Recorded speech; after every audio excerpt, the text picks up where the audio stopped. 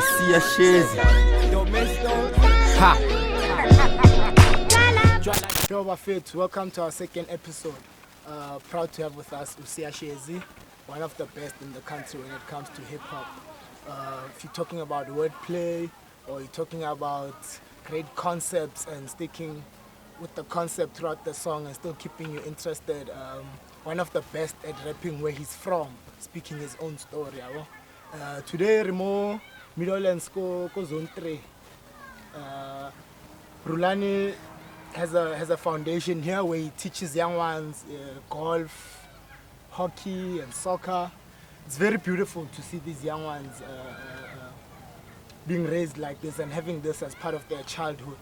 Angazi putamwena bodlalani wena mawukhula bodlala idiski bodlala igaluf na wena ngiyakubona Abengidlala idiski. Kumele ngibe soccer star. Kumele ngibe soccer star. Yangishaya And then music wafika yes. But change yonke into. But talking about soccer, I guess the obvious reason you're good to Tina Maskula, besidlala idiski is because of financial reasons. It's the cheapest sport to play. All we need is a round piece of leather, Sibakren C22. But to access sport is fun and golf. Golf clubs, none. Obviously it was very hard. But I think what Rulani is doing here is very beautiful and making sure these young ones get exposed to this kind of stuff. Don't you think so, man? Now Rulani Usha Spanish secret, like salute to Rulani. Shout out to team yakhe because into ana yabona nabo little girl bayakhona ukuthi mababuye scale bazogeleza igolf yabo hockey izinto thina besizibona eTV yabo ngingacabanga ukuthi ngaba khona izinto ezisowethu so salute Rulani. Ukhulele ba wena ukhulele la khona eSoweto khulele Jabulani flats. I'm always surprised. I always ask myself because your eloquence when it comes to the Zulu language is so pure, so clean. Mati ukhulele emakhaya eNatal. Yinibona ukushaya around ngada. Khulele Soweto Jabulani. I already lamela lihlala KZN vele. So every year ngihlezi KZN and ngeke ngithi yabo khuluma iqiniso ngeke ngithi ngumuntu wala igoli yabo. Ukuthi ngikhulele la. Kahle ekhaya KZN. As the saying goes, no one's home is in Jozi. Yeah, khona laba abanye abalahlekile. Mina kuseJozi ehlahleni kulana mina emaplingo ayikho la ile. Kube bakaya sonke if you trace your roots. Bakaya sonke mfethu. Start ukhula kanjani endlini? You have siblings? Yeah, nama 2 older sisters and the younger brother. Mara ngikhule vele ne younger brother abo sister vele. Abo sister boyithu bakhulele KZN vele. All right. No, proper man.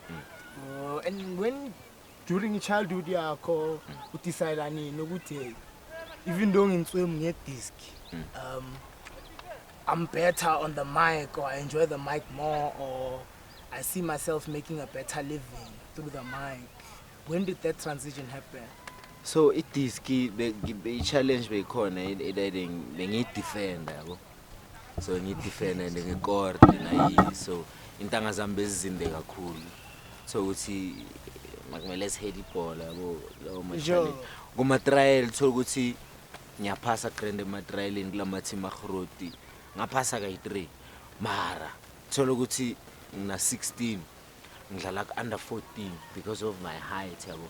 Angizizwa le ntwana lezi engihlala nazo ngoba zincane kimi yangizola ngagcina ngiquita ngayi music into vele lo ngincane noma kungathiwa ngeke uzenze zoyi2 music and soccer ngayi vele uperforme uyakhathala kuyaphuzwa la emashowini kusemelo ejimini namanga awungawarisewe organize 6 sibone ukuthi bosuka vele so far uzobona wena khona stock standard and then from there when you decide ukuthi music into ewichunayo were you already good at words or did you have to pick up books and read and because your talent on the mic is different from any other rapper. It must have been like exposure to some sort of literature, or angazi is the wisdom you were getting from elders emakhaya, the way you play with words, man.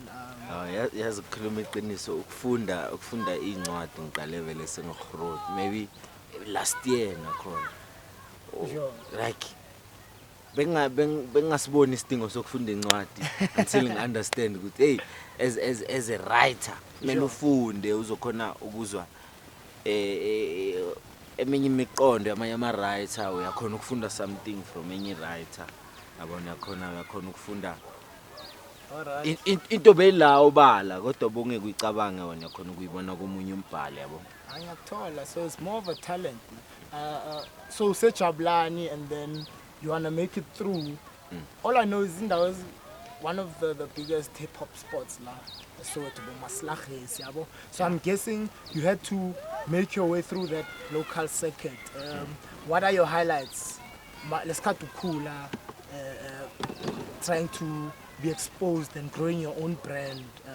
Take us through those days and the best moments and the most discouraging moments also, just so the young ones can know what to expect. Mayiqala vele kunama elder or ama legend asegaming azolibele advisor yabo. Sure. Awathatha amanye ama advisor obona ukuthi azokuspanela amanye wathathi nalento leyo ukuthi as a rapper kumele yabo cabanga ukuthi every track or every verse maybe ibe ne punchline. Sure. Ibe nenhlamba ngithola prove point. Izinto moloku khula ku industry uyazifunda ukuthi you don't have to diss nobody ukuthi waziwe or ukuthi ufike la ufuna ukufika khona ukuthi udume yabo. Ikhona ibeef ukuthi ukudisile wamdisabela. Usukele nje umuntu nje. Uyabona izokhosta in the long run thola ukuthi sokuthi udisa mina and mina ngicava ama promoter. Exactly. Hey, there's this new kid on the block. Uyamazi lo mfana. Ngithe ngiyamazi uzonithuka ninye. It's true. Excuse the language. No, I agree. No, I think this show, on this show you can swear, man, because it's the message that you're sending through, yabo. The way swing our corner, just being ourselves. No, I agree with that fully. Yokuthi makungena ma beef, kuba ngathi labo mrepa ishi man labo. I think that mentality is very old school and uzosibuyisele emuva. Sibuyisele emuva ufuna disa umuntu nje for fun, ufuna nje ukutrenda. Sure.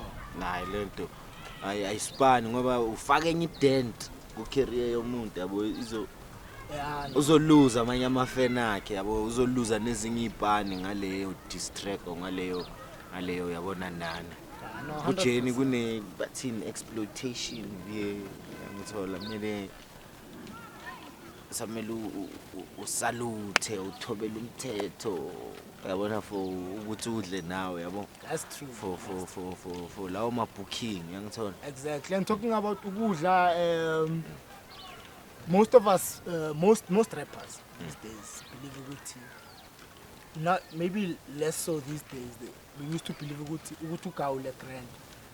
You have to be signed to a big record label or be affiliated. But that is changing these days because of technology and exposure. Yabona abafana ababhaya seba independent manje. How was your journey in terms of the business side? You ever signed? Are you still signed? Mina ukringi varangaza ngaba signed and hayi ukuthi angifuni obviously kufuneka i-deal right yabo Sure. uzofaka isinkwa for i-company ufaka isinkwa na for i-artist. Sure. And then lento le ukuthi abantu bathi indaba zama record company indaba zana azisebenzi. I think umuntu nomuntu umrapper nomrapper une plan yabo. If izokuspanela i-record deal ithathe leyo route leyo izinto zibalula ngoba kwenzela yonke into futhi. If uthatha leyo route leyo kuba independent, sure, ama challenge maningi kakhulu ukudlula umuntu I agree because from someone ongena spillions of business, they'll say no man, I've got social media, I've got all these platforms where I can upload my music and sell it for myself. But they don't know, Kuti, there's a whole lot of other logistics that have to be handled. And all that time that you'll dedicate Lapaya, your creative side does not benefit from that time because manje mele ube, hey, your own receptionist, your own whatever. No, I agree. And kunalento le confuse abantu abaningi umuntu athi for an example athi mina ngifuna ukusayinwa ngizoyenza lento independently. Mina ngifuni uCasper uyenzile leyo nto uCasper akasayinwanga or uQuesta akasayinwanga. Abana information yonke labo bantu abakhuluma lezi zinto because so ukuthi umuntu akasayinwanga i-record company kodwa i-distribution or i-publishing yenziwa yi-Sony or outsourced. Get your facts right Nah, that's true. Take a decision. That's true. And obviously, that's not shade on anyone. Most yalama artists abathi are independent kune company enkulu efaka isandla ecareer yomfana. Sure. No man is an island in general. It's either publishing or distribution. Akekho ukuthi uzenzele yonke into ayi-one. Now in my thought, I think ukuthi banganywe idea. These upcoming artists and the big artists, I think the flop is the reputation that has been given to rightly or wrongly, the reputation kuma record company owners. I think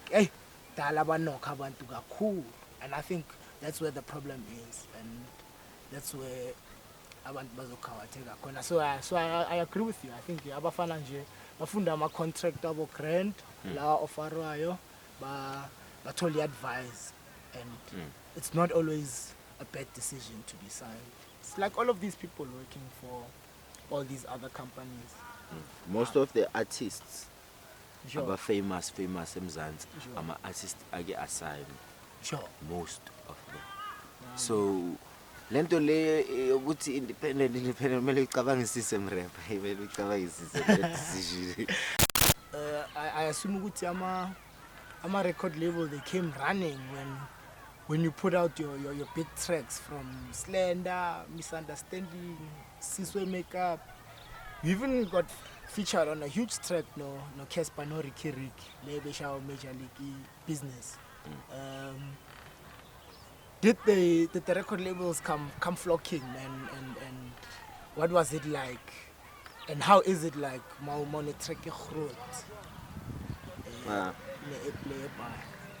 Yeah, obviously bethu kuya ngithi kuya offer kuya ngokuthi ufunana leso sikhathi kuya ngokuthi yabo so mina into engiyenza mangithola ioffer ngiyithatha ngiyinika abantu abakwazi ukufunda lezi zinto. Then mabathi ntangi grand sign mangekho grand for wena ayikho grand for wena yabo so it's as easy as that. Ngiyakuthola. And also another thing I think the young ones must do is the talent. One of the main things, they must keep themselves in those circles of people that have common interests. Like I've seen you do Deep Soweto. Can I just ask, Deep Soweto besides it being a rap group, like you knew them, is it a movement also or a company? Deep Soweto is a movement. All right. Yeah, we can see crew or clique or group, we movement. Oh, I understand that. I actually enjoyed that era, man. Yeah.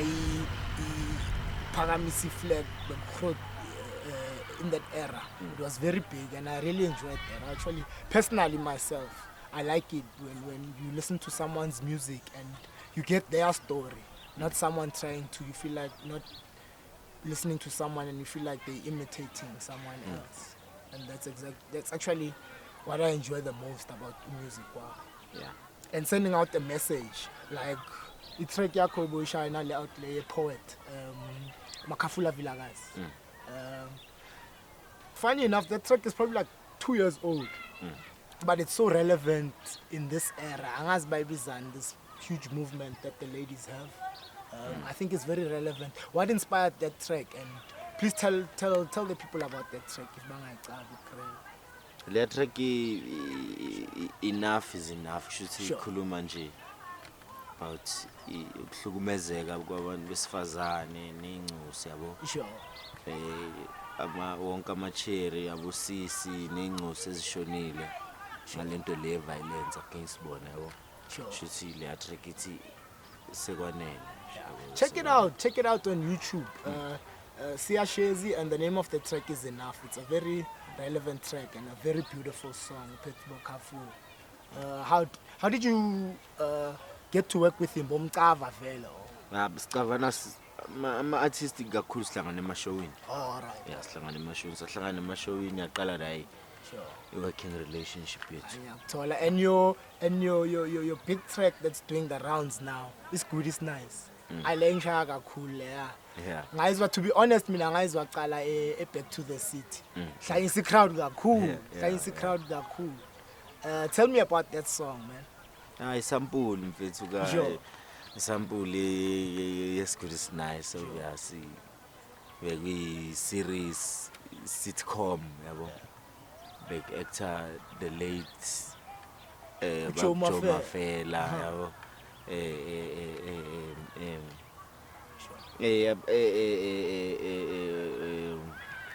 Baning bakhohlwa amagama Abosisme.